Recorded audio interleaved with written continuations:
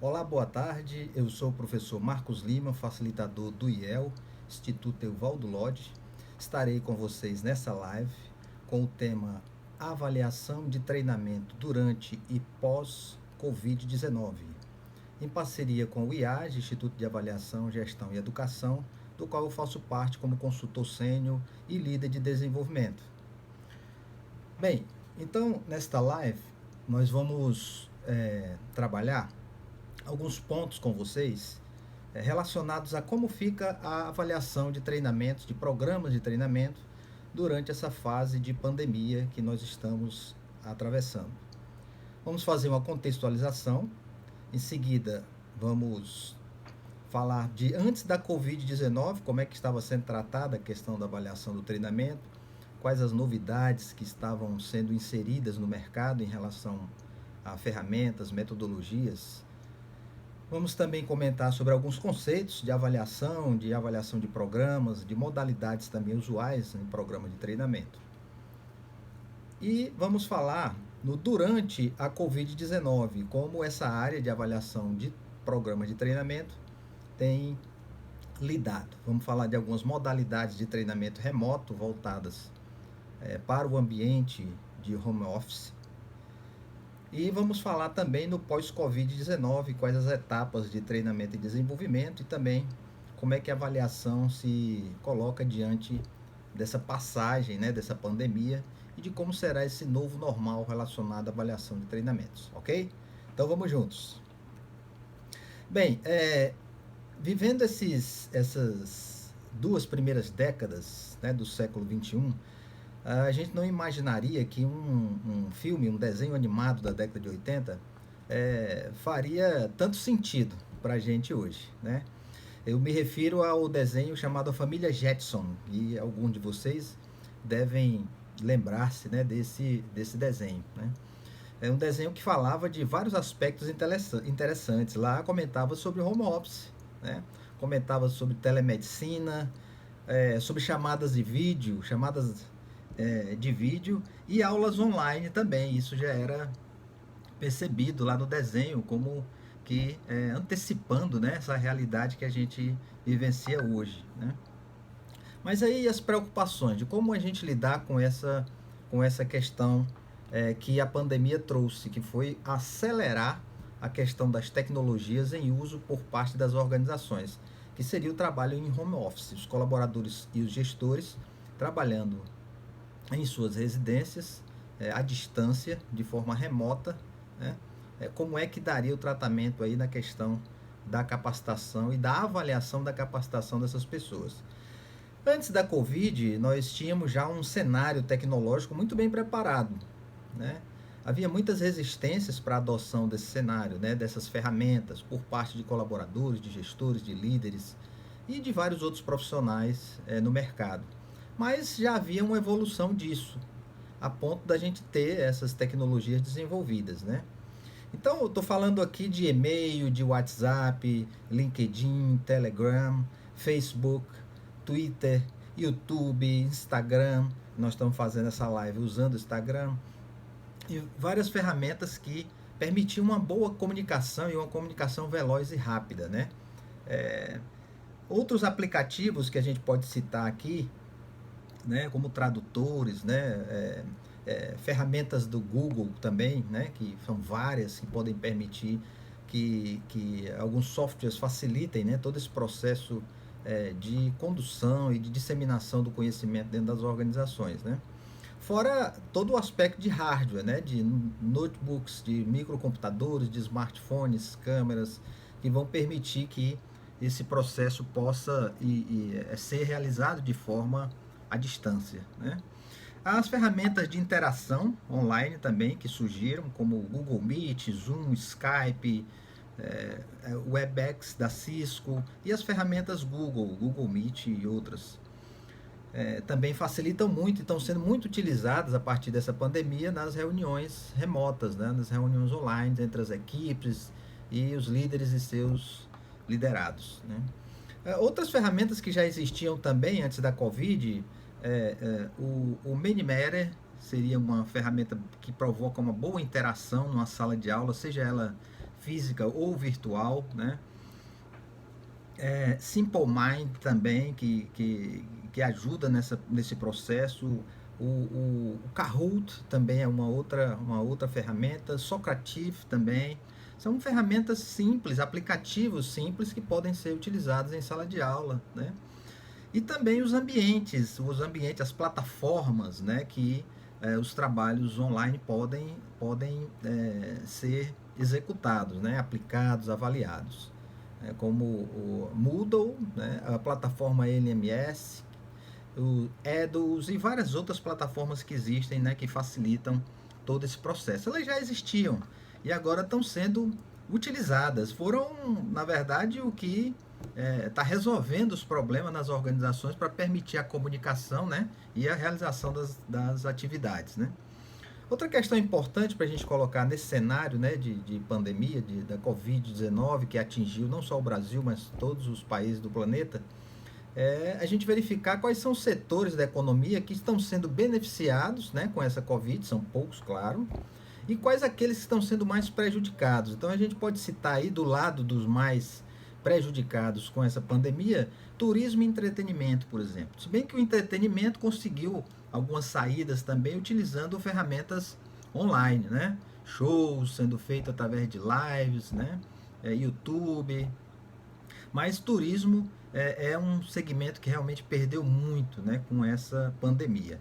A área de aviação, a área marítima também, o mercado automotivo, a indústria automotiva principalmente, a construção também, civil, a área do mercado imobiliário, né, a manufatura, né, a manufatura também, a indústria de uma maneira geral, os serviços financeiros também tiveram vários problemas em relação a essa pandemia, né?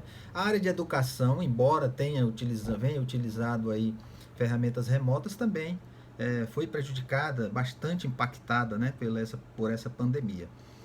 O setor do agronegócio, o e-commerce, que conseguiu ter já uma expansão boa, né, principalmente na área de varejo e de comércio digital, né? O e-commerce conseguiu ter uma melhora em relação a antes da Covid-19, né? E com certeza vai ficar, as lojas virtuais, o comércio virtual vai ficar aí pós-pandemia também, né? A área de tecnologia da informação com certeza ganhou, né? Qualquer segmento ligado à questão de serviços essenciais não parou, né, de funcionar, e principalmente aqueles relacionados à questão da saúde, né? Esses foram também impactados, principalmente aqueles relacionados à doença Covid-19, seja para tratamento, para vacina, né, ou para pesquisa ligada a essa doença, né? E também o atendimento, né, os hospitais, né, e as clínicas médicas voltadas para dar apoio à população, né, no atendimento e na cura e no tratamento para a Covid-19. Então, esses segmentos foram os segmentos que, num curto prazo, foram impactados, seja de maneira positiva ou neutra ou negativa em relação à Covid-19, né? Bem, e falar de avaliação de programa de treinamento, a gente tem que relacionar a educação corporativa, né? O que a educação corporativa, que hoje, com a questão da Covid, ela se torna essencial, né?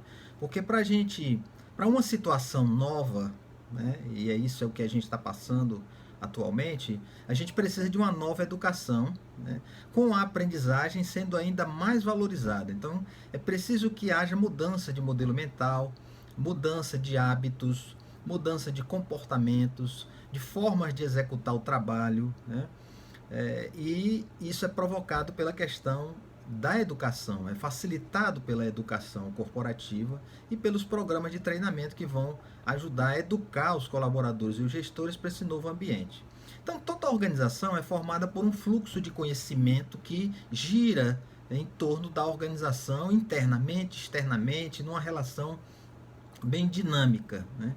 As experiências e os comportamentos também, junto com os conhecimentos, são fluxos que vão preencher a necessidade das pessoas conhecer cada vez mais esses conhecimentos, essas experiências e esses comportamentos para resolver problemas, para solucionar problemas dentro da organização. E isso acontece de maneira interna ao ambiente da organização, como de maneira externa também. Então, a educação corporativa, a pedagogia organizacional são áreas fundamentais para permitir que isso ocorra dentro da organização de maneira facilitada, utilizando várias formas, né, e metodologias e tecnologias para desenvolver isso. Então, como a gente está lidando aqui com a questão da avaliação, o que seria avaliação? Eu gosto muito de um conceito, né, que o Pérez Gomes Sacristan citam, né, do Carnet, né, num conceito de avaliação de uma maneira sistêmica, de uma maneira mais ampla. Né? A avaliação é reconhecida atualmente como um dos pontos privilegiados para estudar o processo de ensino-aprendizagem. Então, abordar o problema da avaliação supõe necessariamente questionar todos os problemas fundamentais relacionados à pedagogia ou relacionados à educação corporativa. Então, quem lida com a educação, com a avaliação, precisa ter essa consciência ampla, né, sistêmica, porque vai tratar de questões muitas vezes complexas de conseguir métricas e medidas ou formas alternativas de tornar essa avaliação viável. Né? A fundamentação básica que eu vou estar nessa conversa com vocês, nessa live, é de 2 livros, um de minha autoria exclusiva, é esse livro aqui, Avaliação de Programas Educacionais em Organizações, é minha dissertação de mestrado. Esse livro já está no mercado há um bom tempo e ele é de referência, ele utiliza os 4 níveis do Kirkpatrick para avaliação de treinamentos. Né? Um outro livro que eu estou tomando como referência para essa live é esse livro que eu organizei junto com a professora Gabriele Marinho, da UES, da Universidade Estadual do Ceará. Pedagogia Organizacional, Gestão, Avaliação e Práticas Educacionais. Então, são uma coletânea de vários artigos relacionando aqui o papel do educador nas organizações e formas também de avaliação. Então, o que seria um programa de treinamento? É toda e qualquer ação que a organização vai utilizar de maneira planejada, organizada, para que possa disseminar um conhecimento, repassar um conhecimento entre as pessoas dentro da organização, para que elas possam resolver problemas, realizar melhor as suas atividades, né, atingir metas e objetivos propostos. O que seria fazer a gestão desse programa? Seria dar continuidade ao programa, fazer com que ele possa ter uma continuidade e agregue valor constantemente à organização. Avaliar o programa seria encontrar formas de como aprimorá-lo, aperfeiçoá-lo, transformá-lo, para que ele possa estar agregando sempre valor à organização e às pessoas que compõem a organização. Então, a educação corporativa, vista como um processo, ela tem várias etapas, que vai desde o diagnóstico de necessidades. Eu prefiro o termo diagnóstico de necessidades de treinamento do que LNT, levantamento de necessidade de treinamento. Porque o diagnóstico é algo mais aprofundado, você trabalha de uma forma mais verticalizada para entender as questões relacionadas a essas necessidades. Depois você planeja e programa toda a capacitação, onde gera um plano de capacitação, que hoje é fundamental as organizações estarem pensando em elaborar esse plano, pensando aqui nessa etapa de pós-Covid, numa transição que seria a flexibilização dessa etapa de isolamento, e também o pós-Covid, né, como a organização vai lidar com essas necessidades, essa nova realidade. Então, organizar, que seria combinar os recursos para que o programa aconteça, executar o programa, fazer a coordenação do programa. Então, um pedagogo organizacional vai cuidar disso, o educador organizacional vai executar, seja ele interno da equipe da empresa, da organização, ou externo à organização, alguém que traga um conhecimento do mercado para disseminar internamente na organização. E a avaliação, para verificar se tudo isso está acontecendo de maneira adequada. Queria trazer também aqui uma pesquisa, que é o Panorama do Treinamento no Brasil, uma pesquisa que a ABTD, a Associação Brasileira de Treinamento e Desenvolvimento, promove todo ano no Brasil. São muitas organizações que participam dessa pesquisa, e ele traz alguns números de 2019, só para a gente contextualizar esse período pré-pandemia, né? O investimento anual em treinamento vinha caindo, porque a economia, principalmente no Brasil, né, vinha com essa com essa queda, né? A hora de capacitação por colaborador também, em 2019, apresentou uma média de 15 horas ano por colaborador e também vinha caindo, né? Os treinamentos voltados para o aspecto formal, né, e nível hierárquico, 50% deles eram para gestores e 50% para não gestores, isso dados de 2019. Né? O aspecto tecnológico vinha crescendo, a EAD crescendo, os cursos online também avançando, mas avançando muito lentamente, e com a pandemia agora vai dar uma celeridade exponencial, né, em relação à adoção dessa ferramenta. Né? Os gastos com treinamento em 2019, 50% terceirizados, ou seja, buscados fora da organização com solução externa, e 50% interno dentro da organização.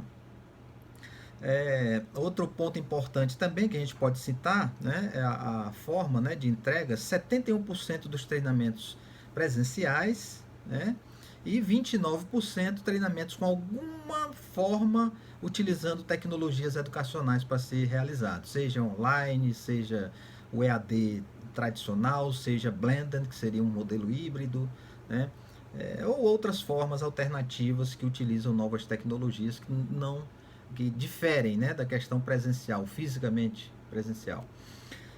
Então, a avaliação ela precisa ser tratada numa processologia, né? Desde antes do programa acontecer, lá naquela fase de planejamento, eu posso avaliar e achar que não é o treinamento que vai resolver o problema que a organização precisa. Né? No início do programa, é outra etapa também que pode ser trabalhada. Durante o programa, é importante que o educador seja preparado e formado para que ele possa aplicar maneiras, né, e métodos de avaliação. E no final do programa também, que o programa está se encerrando, é importante ele realizar uma avaliação informal ou formal, uma avaliação de reação, por exemplo, pode ser aplicada aí. Como no início, pode aplicar um pré-teste, nesse momento final, aplicar um pós-teste para fazer uma relação. Então, são várias formas e alternativas de avaliação de treinamento que podem ser adotadas.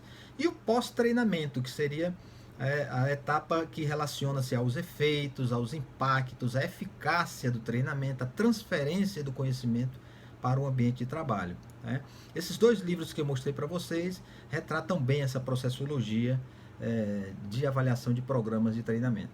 Então, a questão da educação à distância, né, com o treinamento online, que já vinha sendo utilizado e que agora vai passar a ser mais utilizado nas organizações e na própria sociedade, tinha várias nomenclaturas. O treinamento baseado em computador, o famoso TBC, o treinamento baseado na web, mais voltado para aspectos da internet, aprendizagem virtual, o e-learning, né, e o M-Learning, que seria o Mobile Learning.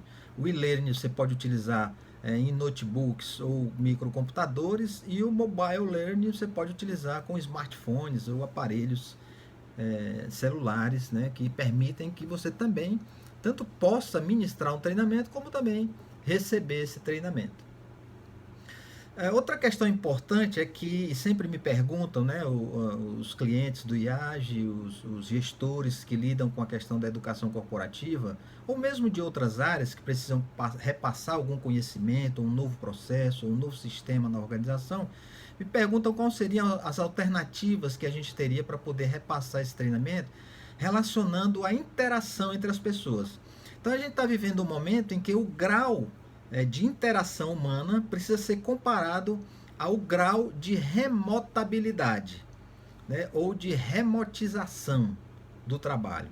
Você precisa então ter essas duas medidas para poder identificar até que ponto um processo pode ser realizado de maneira remota ou ele tenha que ser feito de maneira presencial, física, por causa do grau de interação humana aplicada a esse processo. Então, nos programas de educação corporativa, nos programas de treinamento, a gente costuma classificar em 3 tipos. Os programas síncronos, que tem a ver, que são importantíssimos quando você troca informações, conhecimentos, experiências, comportamentos em tempo real, em real time. Você precisa estar com todos os participantes ali naquele momento, juntos, interagindo. Né? Isso é um programa síncrono. que é interessante em alguns modelos de ensino-aprendizagem, que você precisa trabalhar dentro da organização. Mas nós temos também os programas assíncronos, que são aqueles programas que são importantes para situações em que não exige uma presença virtual e uma interação simultânea entre as pessoas. Você não precisa estar com todos ali ao mesmo tempo. Você pode depositar, disponibilizar alguns conteúdos que os participantes vão acessar de acordo com a sua disponibilidade de tempo. Tá? Então a aprendizagem ela também vai acontecer. Dependendo da necessidade do programa, o programa síncrono também pode ser utilizado. Um outro tipo de programa, é o terceiro tipo, são os programas híbridos ou mistos. Eles são importantes quando você pode integrar atividades síncronas com assíncronas. Então, algumas partes do programa requerem interação simultânea entre os participantes e outras partes não. Você deposita os conteúdos, as pessoas vão estudar determinados textos, artigos, ver alguns vídeos no seu tempo, na sua necessidade. Então, são essas 4 formas aí de programas que com certeza vão ser cada vez mais falados, comentados, esses termos síncronos, assíncronos, híbridos, com relação a programas de treinamento, vão ser cada vez mais falados dentro das organizações por todos nós aí que militamos aí nos espaços da educação corporativa. Então, nesse momento, durante a Covid-19 que a gente está vivendo, eu queria comentar essas etapas, né? São várias fases, várias etapas. Eu estou chamando aqui de etapa ongoing, essa etapa que nós estamos vivendo agora, né? É o durante. Há um isolamento social, famílias, como diz os nossos irmãos portugueses, confinadas em confinamento dentro das suas residências, né? E muitas trabalhando de maneira remota, em home office, né? Então, o isolamento social muito característico nessa fase agora. E no Brasil, como já foi em outros países que já passaram por essa fase, mas no Brasil nós estamos vivenciando ainda essa fase, né? Então, um isolamento que pode ser horizontal ou ampliado, o comércio é aberto, o comércio essencial é aberto, supermercados, farmácias, padarias, com regras de distanciamento e máscaras, né? E hoje a gente poderia ter também, em algumas regiões do país, algumas cidades do país já adotaram, que é o lockdown, né? Que seria um isolamento mais forçado, né? Mais rígido. Então, aberto somente os serviços essenciais, hospitais, segurança e comércio essencial, mas numa restrição máxima, né? E, inclusive, há uma restrição ao direito de ir e vir de cada das pessoas, né? Dos indivíduos. Então, essa seria a etapa ongoing, é o que a gente está vivendo hoje. E aí os programas de capacitação e de treinamento vão ter que se adequar a essa realidade, né?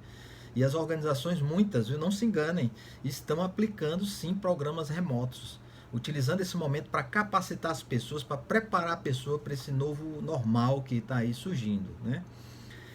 A etapa de transição, o que eu chamaria de etapa de transição? É essa etapa de flexibilização desse isolamento, né? Eu gosto de chamar de distanciamento, porque na verdade isolamento social ninguém está. Apesar de estar dentro do seu apartamento, da sua casa, você está interagindo o tempo todo de maneira virtual e digital com pessoas, com família, empresa. Então não é um isolamento, né? É mais um distanciamento físico, né? Que seria o isolamento vertical ou seletivo, aqui aberto só a algumas atividades comerciais e parcialmente com orientações técnicas para evitar o contágio entre as pessoas. Então, logo nós vamos chegar nessa fase, né, que é esse isolamento vertical ou seletivo, onde a gente vai poder sim sair, mas com algumas regras de proteção, né, e distanciamento também. A etapa de flexibilização, aberto com ampliação gradual, fases, protocolos. O próprio varejo, que tem vários segmentos, algumas atividades do varejo vão ser permitidas, outras em seguida, outras depois, né, dependendo dessas regras que a vigilância sanitária e os governos estaduais e municipais irão definir, né? E a etapa final de transição, eu chamaria aí, eu diria que poderia acontecer, né? E seria, a gente não quer que isso aconteça, seria uma nova onda, né? Uma nova onda da Covid-19, aí as organizações e os governos terem que recuar nessas etapas, é uma coisa que a gente não quer que aconteça, claro, né? Porque senão vai demorar mais ainda a passagem por essa pandemia, né? Outra etapa que eu falei, então eu falei da etapa ongoing, durante a etapa de transição, que é essa flexibilização do isolamento, que logo logo nós vamos entrar nela, se Deus quiser, né? E a etapa terceira, que eu chamo de etapa ex post, que seria a etapa posterior. É o pós-Covid-19 que nós vamos também falar aqui, esse novo normal, né? Que estão todos aí comentando. A pandemia é controlada, mas ainda apresenta casos, né, que não impactam no sistema de saúde, porque está sob controle. Né? Há uma manutenção e ampliação da remotização de algumas atividades. As organizações vão sim manter remota algumas atividades, mesmo porque quando elas retornarem e as regras de distanciamento forem aplicadas, algumas não vão ter espaço físico para todas as pessoas. Então, algumas dessas pessoas vão trabalhar remoto, outras vão trabalhar fisicamente com distanciamento entre elas, o que vai ocupar mais o espaço que a organização tem hoje. Ou ela vai alugar mais espaço, não vai ter condição para isso, financeira inclusive. Então, o trabalho remoto também vai ser continuado por conta dessa falta de espaço físico também, né?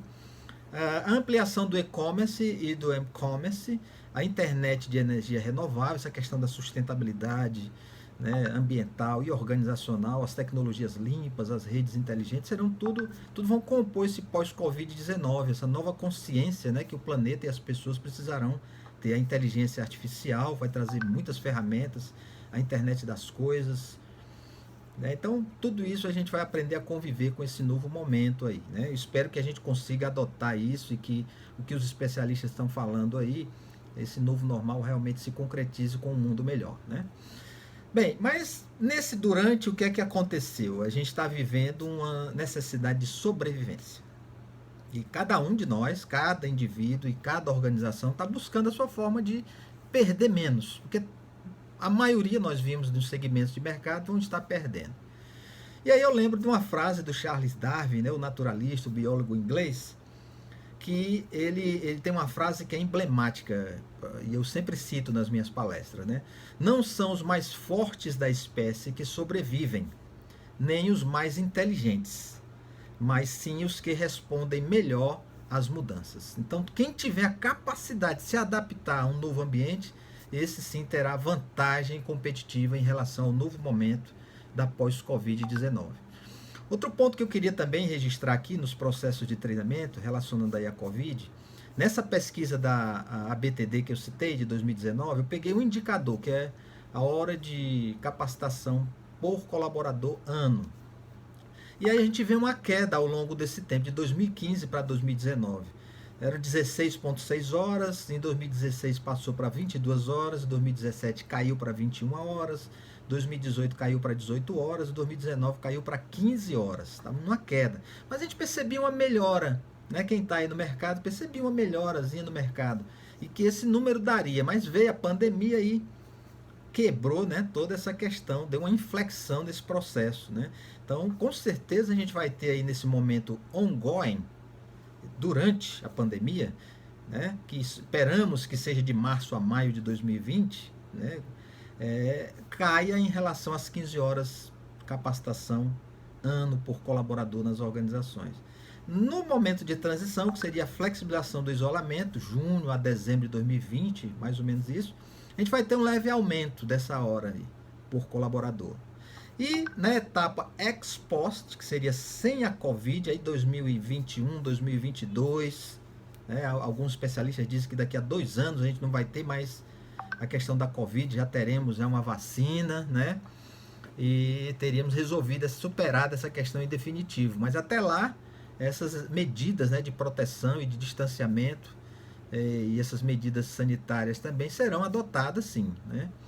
Então, dependendo aí, se a gente tiver uma recessão econômica, nós vamos ter esse leve aumento mantido até 2021, 2022. Se a gente tiver uma recuperação econômica rápida, né, aí a gente vai crescer na questão da capacitação, porque as empresas vão crescer em faturamento, crescer em rentabilidade, em retorno de investimento, em liquidez, em vários indicadores financeiros, né, que promovem também a sustentabilidade no aspecto econômico financeiro das organizações. Né? Bem, então antes da Covid, o que é que a gente nós tínhamos os programas de treinamento presencial com 80% dos programas, em média, né, no país. O online tinha 20%. E o blended, que seria o modelo presencial e parte online, ele tinha também 20%. Então, nós tínhamos aí um fechamento aí, né, de presencial 60%, online 20% e blended 20%. No ongoing, que seria durante a Covid, esses números mudaram drasticamente. O online aumentou para 90%. O presencial 5%, somente aquelas atividades essenciais de proteção. Por exemplo, reúne as enfermeiras no hospital para poder repassar orientações de como receber os pacientes de Covid. Presencial. Todo mundo de máscara, distanciado, mas presencial. Só 5%. Estou dando um exemplo aqui para a gente não imaginar que não teria presencial durante o Covid. Tem sim, área de segurança, tá? Área de saúde. O presencial 5% e o blended 5% também, fechando 100%. Então, durante a Covid, online 90%, presencial 5% e blended 5%. Na fase de transição, que a gente vai logo entrar, o online vai cair de 60% a 90%. O presencial vai aumentar entre 10% e 20%. E o blended entre 10% e 30%. E sem a Covid, na etapa ex-post, aí a gente vai ter um presencial entre 20% e 30%, um online entre 40% e 60% e o blended entre 20% e 30%. São projeções, tá, pessoal? É para a gente entender que mesmo pós a Covid, nesse momento novo, normal, que está todo mundo falando aí, não vão ser extintos os programas presenciais, né? Mas os programas online terão valorização, sim. E os blended, que seriam os híbridos, né, que seria parte presencial, parte online, também vão ter sua valorização, tá? Bem, então esse é o contexto, né, dos programas, mas há um aspecto fundamental na avaliação de programas, que seria o seguinte: a capacidade de planejamento. Então, eu sempre cito nas minhas palestras uma frase do John Beckley, que é um escritor e um empreendedor norte-americano, que é uma frase também bem interessante para a gente refletir aqui. A maioria das pessoas não planeja fracassar. Fracassa por não planejar. Então, o planejamento é fundamental nos processos avaliativos. Um processo avaliativo que detecta uma necessidade de planejamento já tem muita coisa para ser feita. Porque a execução é decorrência do planejamento.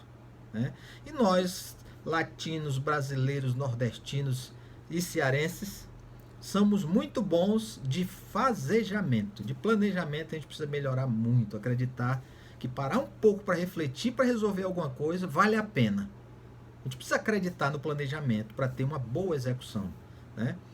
Então a gente precisa ser bom de fazejamento, que a gente já é, mas precisa ser bom também de planejamento, que é o que os países desenvolvidos já sacaram isso, né, e que já fazem há bastante tempo. Então, falando em planejamento, é falar, no caso da educação corporativa, dos programas de treinamento, falar de plano de capacitação. Então, você já elaborou o seu plano de capacitação para o pós-Covid? Já pensou nisso? Fundamental que você pense nisso desde já. Então, nós do IAG, atendendo alguns clientes, montando seus planos de capacitação para o durante e o pós-Covid. Pensando aí nessa fase de transição e na fase pós-Covid também. Como é que nós vamos trabalhar a capacitação dos profissionais dentro desse novo contexto de mundo? E aí vem um termo importante que vai ser também, não só tendência, vai ser necessidade e realidade a partir dessa pandemia. É a educação estratégica, ou seja, para montar um plano de capacitação eu preciso tomar como referência toda a estratégia da organização para esse novo momento. Como é que a organização lê esse novo momento e como é que ela vai dar um sentido para que todo mundo esteja junto no mesmo sentido e na mesma direção. Então, analisar a missão, a visão, os objetivos da organização. O diagnóstico de necessidades passa a ser feito, então, seja consultando as pessoas individualmente, consultando também seus gestores, né? E clientes, parceiros, fornecedores. Chegar a esse plano consolidado, executar o plano e fazer o processo de avaliação. Lógico que o processo de avaliação inicia lá na educação estratégica, quando a gente está analisando a estratégia da empresa, segue no diagnóstico, segue na elaboração do plano, segue na execução do plano também. A avaliação num conceito sistêmico, integrado, ok? Muito importante isso. E aí, comentar para vocês um caso prático de um cliente que a gente está fazendo esse atendimento de elaboração do plano de capacitação. Como é que a gente definiu todo o método para desenvolver esse plano de capacitação? Fazer um diagnóstico de necessidades de capacitação individual. Então, a gente elaborou um instrumento dentro da realidade, customizado para a realidade da organização. Cada colaborador preencheu de maneira remota esse instrumento, né, de diagnóstico. Esses instrumentos foram consolidados por área interna, para cada área interna, a gente consolidou isso, repassou para o gestor, o coordenador da área interna, que fez a sua validação também remota, tudo de maneira remota, né? Todas as áreas internas tendo consolidado as suas partes separadamente, nós integramos isso em um só plano, né? E a unidade de gestão de pessoas fez a consolidação disso de maneira remota, submeteu à superior administração, né, da organização, que vai validar. Nós estamos nessa etapa aí para que a superior administração valide o plano, considerando orçamento, prioridades, o que realmente vai ser feito dentro da realidade do negócio da organização. Então, um caso prático real que está em andamento e que você deve refletir sim em fazer o seu plano de capacitação na sua organização, tá? Quais seriam então, alguns gestores me perguntam muito, né? Professor Marcos, quais são os programas, né, que durante a Covid poderiam ser aplicados dentro da organização, né? Nós somos da área de educação corporativa, de T&D, e aí as outras áreas nos perguntam e a gente precisa ter isso, né, para poder dar o retorno para os nossos clientes. Então, eu fiz aqui uma lista de potenciais programas de treinamento que podem ser aplicados. Um programa interessante seria informações sobre o coronavírus e a Covid-19. Os colaboradores precisam entender, né, a gravidade dessa doença, né? A segurança sanitária, o que a OMS tem dado de diretrizes internacionais, o que a vigilância sanitária do estado, do município está repassando. É importante esse treinamento e é em parceria com várias entidades, o Sistema S, né, o IEL com o Senai e as instituições do Sistema S ligadas ao comércio, ao Sebrae, também podem ajudar nesses treinamentos. A educação dos clientes sobre a Covid, na área de comércio e varejo, por exemplo. Os clientes estão com medo e vão ter medo ainda depois dessa etapa, né? E como trabalhar esse medo com eles? As atitudes, os comportamentos de proteção e de distanciamento são essenciais. A entrada do cliente na loja, você precisa preparar a entrada dele na loja.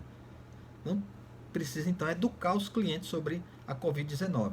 Como usar as tecnologias remotas? Muita gente aí, a gente tem visto aí no WhatsApp as cenas, né, de pessoas participando de reuniões remotas, aí de repente uma em situações não muito, né, delicadas, né, durante a reunião remota aí, que provocam risos, né, por parte dos outros participantes, integrantes, né?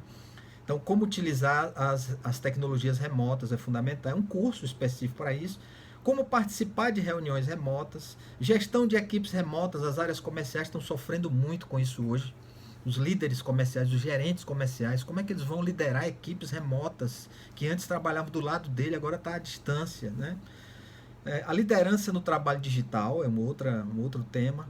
Equipes remotas de vendas, né? Avaliação do desempenho remoto, né? Há essa questão de que a produtividade aumenta com o trabalho remoto, né? Mas como avaliar o desempenho das pessoas? A questão da comunicação. Então, ora, se presencialmente gerava ruído, imagina agora a distância, né? Treinamentos ligados à questão da qualidade de vida e da saúde ocupacional, como yoga, pilates, ginástica laboral, são treinamentos também importantes para que as pessoas possam praticar em casa, né? Ou quando houver a flexibilização desse isolamento. Cursos online de idiomas também, muito importante nessa fase. Então, algumas dicas aí para aqueles que me perguntaram sobre programas, né, potenciais de treinamento nessa fase da Covid-19. Aí entra a questão de como é que eu posso avaliar, professor Marcos, durante a Covid-19 os programas de treinamento. Aí, gente, a questão da medida, da medição é fundamental. Não que a avaliação seja medida. A avaliação é mais do que medida. Porque a avaliação entra na subjetividade também, no aspecto qualitativo, além do aspecto quantitativo. Mas aí eu resgatei aqui algumas frases que eu sempre adoto nos meus programas, né, de educação corporativa. O Sócrates, aquele filósofo ateniense lá, pré-socrático, né, da Grécia clássica, já dizia: a vida não examinada não vale a pena ser vivida. Já no século XIX, né, o William Thomson, que é o Lord Kelvin, né, foi o primeiro a utilizar essa frase que muita gente pensa que é do Taylor, né? A frase do Lord Kelvin: aquilo que não se pode medir, não se pode melhorar. A frase é dele. E depois o Taylor, no início do século XX, trouxe essa frase que nas organizações todas, né, é adotada. Só podemos gerenciar aquilo que conseguimos medir. Depois tem um filósofo francês chamado Gaston Bachelard, que eu admiro muito pela sua obra, né, pela sua antecipação desse futuro que a gente está convivendo hoje. Na obra do Bachelard ele antecipou muita coisa. Ele tem uma frase que eu acho fundamental para as organizações agora durante a Covid e pós-Covid. Ele diz assim: pensar para medir e não medir para pensar. E pessoal, nas organizações nós medimos para pensar. Calcula o indicador, depois a gente sabe o que é que vai fazer. Na visão do Bachelard, a gente tem que pensar antes de medir. Ter a criatividade, o poder de inovação. Esses grandes inovadores, empreendedores, pensam muito, investem muito no pensamento para depois realizar de maneira correta, depois medir, né? A frase do Einstein também, que eu acho muito interessante: nem tudo o que conta é contável e nem tudo o que é contável conta. Então não vou precisar medir tudo. Para que ter? Eu lembro de uma organização que eu fiz um projeto de consultoria que tinha 300 indicadores. O presidente acordava de madrugada para olhar os indicadores e ligar para os diretores, né, para indagar sobre não atingiu a meta e tal. A gente reduziu para 60, olha o apego, que era um apego grandioso nesses 300 indicadores, aquele número nos 300, né, um número meio cabalístico aí, né? Mas para que esses indicadores todos? Eu vou comentar com vocês de um livro chamado Sustentabilidade Organizacional, que a gente está lançando, que a gente propõe 3 indicadores para mensurar o desempenho de uma organização. E a frase do Kaplan, né? Não é possível gerenciar o que não se pode medir e não é possível medir o que não se pode descrever. Então o aspecto qualitativo também é importante nas avaliações. No entanto, as reuniões de resultado nas empresas é só gráfico, gráfico, gráfico, gráfico. A gente precisa rever isso daí. Nesse mundo pós-Covid, a gente vai valorizar mais as subjetividades, também com aspecto científico e técnico. Então eu queria citar um livro chamado A Tirania das Métricas. É um sociólogo norte-americano que em 2018, recente, lançou esse livro, é o Jerry Miller. É um livro que não está traduzido para o português, mas que ele questiona esses indicadores. E no IAGE, né, os consultores sempre dizem para mim nas reuniões, né, professor, não, as organizações estão se afogando nos indicadores, né? E realmente, isso é muito indicador, aí cria uma área específica para isso, a gente precisa rever isso após essa pandemia, né? Então, a avaliação durante a Covid é aplicar, sim, os 4 níveis do Kirkpatrick. Avaliação de reação, avaliação de aprendizagem, a avaliação de aplicabilidade, ou de comportamento, ou de desempenho, ou de transferência. Esse nível 3 é chamado de várias formas por diferentes autores. O nível 4, que é o de resultados, e o nível 5, que é o de retorno do investimento, caso você consiga monetizar essa medição, essa avaliação do programa de treinamento. Surge então mais 2 níveis, além desses 5. Os 4 são do Kirkpatrick, o 5º, que é o ROI, é do Jack Phillips, na década de 90. E surgem aí 2 outros níveis. O ROE, que é o retorno de expectativas, do filho do Kirkpatrick. Ele não lançou um livro ainda, está sendo cobrado sobre isso, para lançar um livro sobre esse nível, e ele não lançou ainda. Ele apresentou isso numa palestra em 2011 na ASTD, que é a Associação Internacional de Treinamento e Desenvolvimento, nos Estados Unidos. E o nível 7 é o ROX, que seria o retorno de experiências. a partir daquele livro A Pergunta Definitiva 2.0, né, do Fred Reichheld, né, que em 2003 ele está revolucionando o marketing, né, nessa questão do marketing de experiências, né, da experiência do cliente. Então, os treinamentos, a tendência também é de entrar nessa medição de retorno de experiência. Então, são 7 níveis hoje de avaliação. Todos vão permanecer depois da Covid. Lógico que é adaptado à nova realidade. E me perguntam também, professor Marcos, e como vai ser esse novo normal, né? Que indicadores a gente pode utilizar? Eu lembro de 3 indicadores que eu listei aqui para citar nessa live. Primeiro, o índice de treinamento. O pessoal lá do Sul, da Associação de Recursos Humanos lá do Sul, utilizam esse índice de treinamento ao invés do índice de horas de capacitação por colaborador. Por quê? Porque com a reforma trabalhista de 2017 e o advento do trabalho temporário, a gente não consegue ter hora de capacitação relacionada à hora trabalhada, né? A hora trabalhada integral de uma pessoa. Porque você não pode contar as horas de uma pessoa que é um expediente integral com outra que só trabalhou 4 horas naquele dia.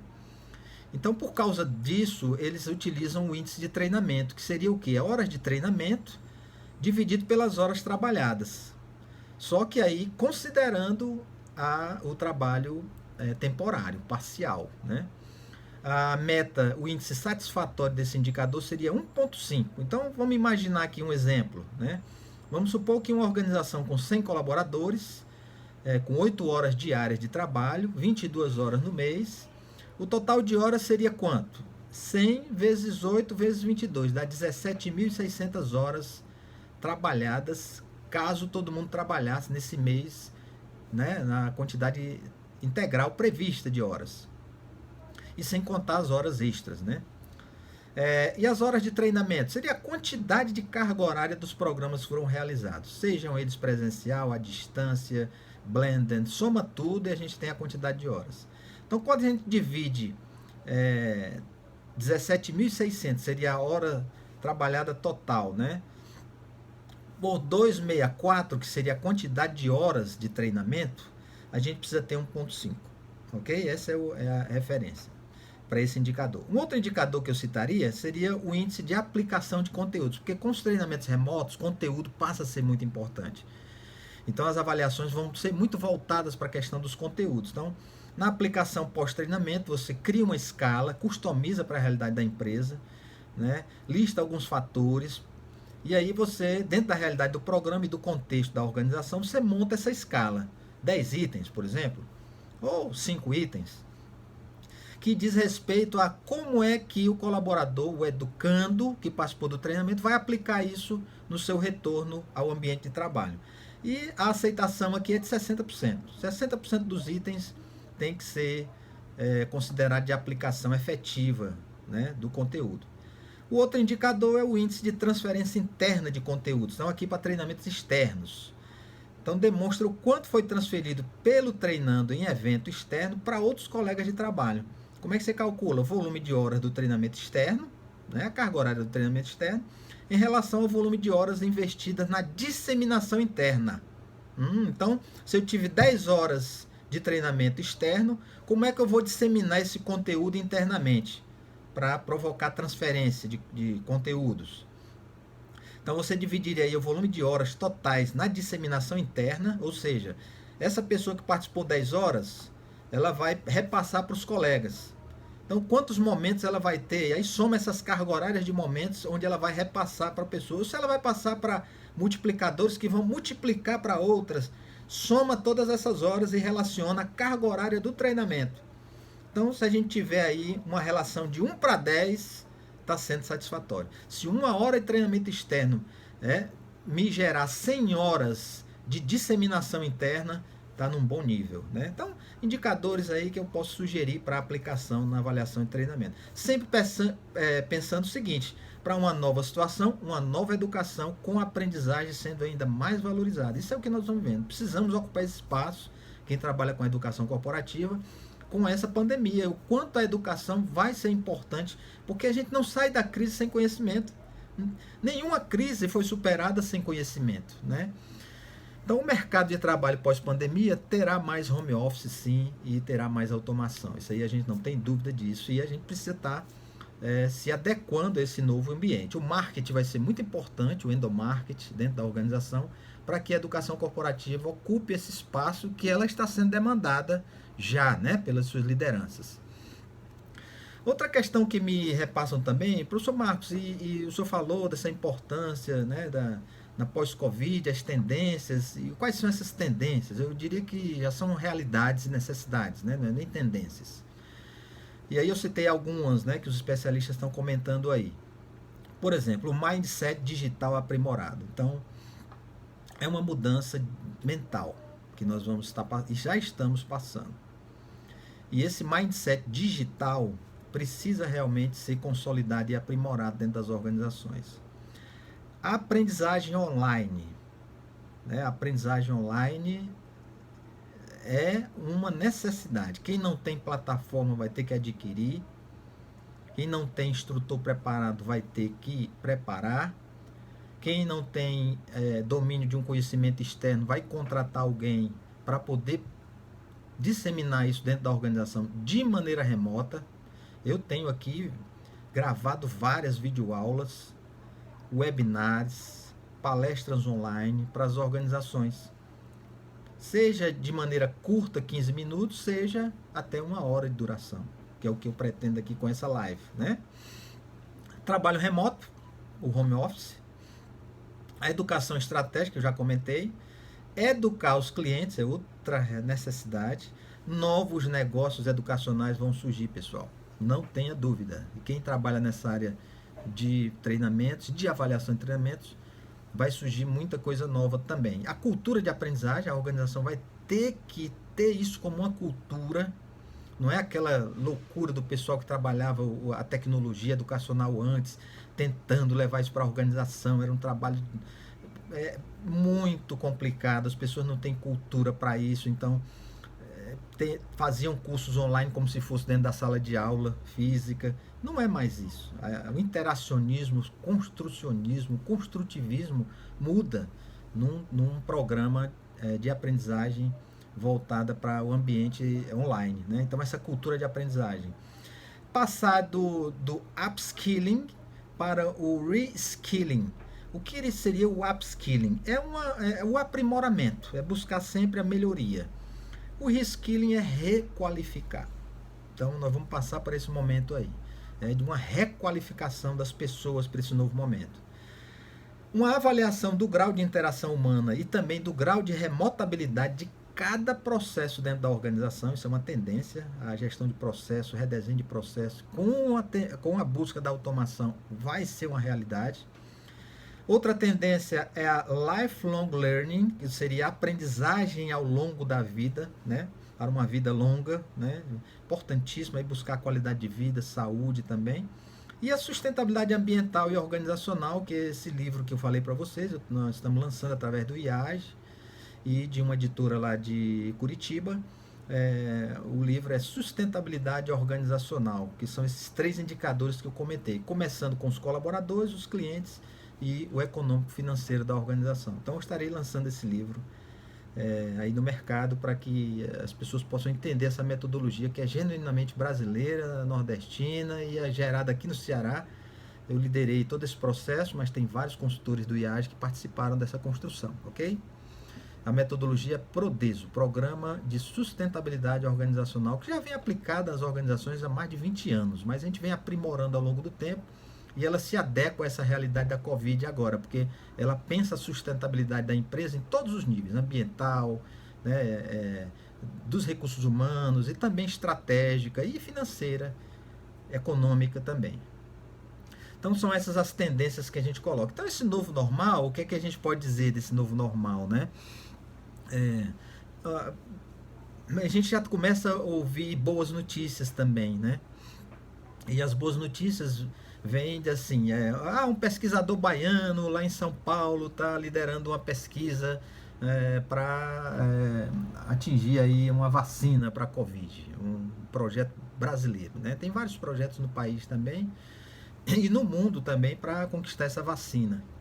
E esse baiano, ele diz que isso requer tempo e que em 2021 poderia ser possível imaginar uma vacina de maneira correta, cientificamente, dentro do time, da cronologia que uma pesquisa científica na área médica requer, né? Ouvi também outro dia o ministro de Israel dizer o seguinte, que uma pesquisa local produziu um anticorpo para a Covid-19. Então, importantíssimo isso, né? Tomara que isso seja uma coisa que se concretize e rapidamente.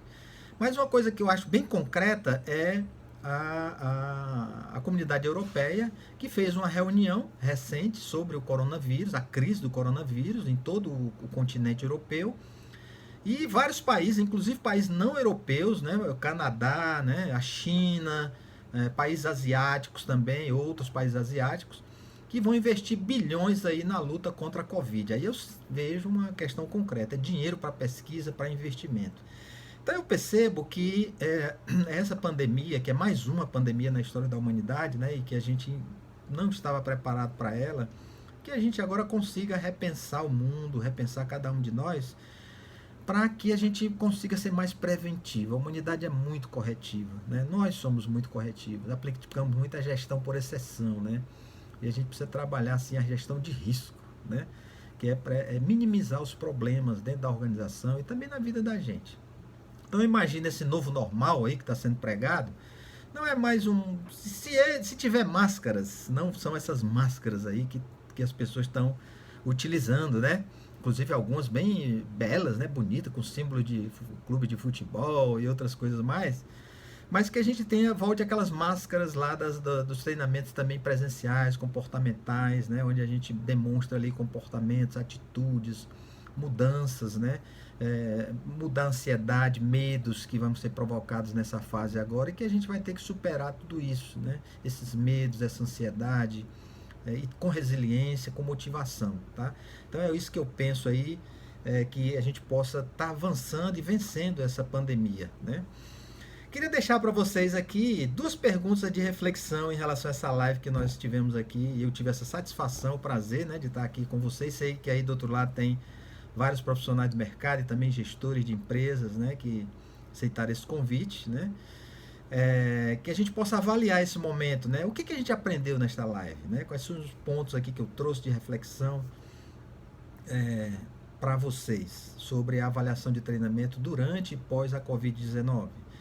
E a segunda pergunta seria como nós trabalharemos esses conteúdos durante e após a pandemia. Como é que a gente vai poder aplicar isso dentro da organização ou na vida da gente pós a pandemia, né? Outra questão que eu queria deixar também aqui é que agora a gente vai para a prática, né? Vamos levar para a prática esses ensinamentos, esses conteúdos aqui discutidos e vamos gerar os planos de capacitação, pessoal, e de avaliação também para o pós-Covid. Invistam nisso, falem com os gestores da organização, valorizem isso, porque a educação vai ser essencial, cada vez mais essencial para o sucesso nesse novo normal, nesse novo mundo dos negócios. Queria deixar aqui uma frase final de encerramento, uma frase que eu gosto muito, do Mahatma Gandhi: temos que nos tornar na mudança que queremos ver. Então, cada um de nós, essa mudança toda, fazer com que o mundo seja viável de uma forma mais consistente, com sustentabilidade, né? Num novo ambiente, numa nova interação e cooperação entre as pessoas, as nações e as organizações, que a gente possa começar essa mudança para cada um de nós, né? Então, eu queria desejar aqui a todos sucesso aí nas suas atividades, né? No mundo organizacional e também na vida pessoal, que vocês consigam atingir, então, seus objetivos, né? Suas metas, seus sonhos, seus desejos, ok? Então, aquele abraço para todos vocês e que a gente se encontre por aí. Grande abraço. E dê-me notícias, tá? Sobre seus desempenhos e também sobre os resultados que vocês têm conquistado nas organizações e na sua vida também. Grande abraço a todos. Tchau.